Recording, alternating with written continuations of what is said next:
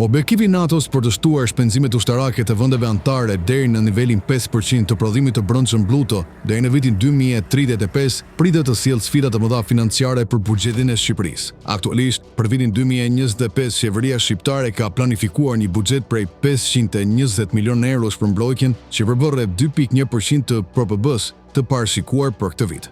Për të arritur objektivin e NATO-s brenda një dekade dhe duke supozuar një rritje mesatare ekonomike prej 3.5% në vit, Shqipërisë do të nevojiten të shtojë të paktën 70 milionë euro në buxhetin e mbrojtjes çdo vit, duke filluar që nga viti 2026. Kjo nuk kupton një rritje graduale dhe të vazhdueshme të buxhetit ushtarak, i cili deri në vitin 2035 mund të arrijë në 1.2 miliardë euro në vit, vetëm nëse PPB-ja qëndron në nivelin aktual. Nëse analizojmë trendin e dekadës së fundit ku PPB-ja e vendit është zgjeruar me 10 miliardë euro nga 2015 në 2025, atëherë skenari i mundshëm për vitin 2035 është edhe më sfidues. Nëse Shqipëria arrin një PPB prej 34 milionë eurosh deri në atë vit, atëherë 5% i saj do të përthehet në një buxhet ushtarak prej rreth 1.7 miliardë eurosh në vit. Kjo do të nënkuptonte më shumë se trefishin e shpenzimeve aktuale të mbrojtjes dhe do të përfaqësonte një barë të rëndësishme për financat publike të vendit.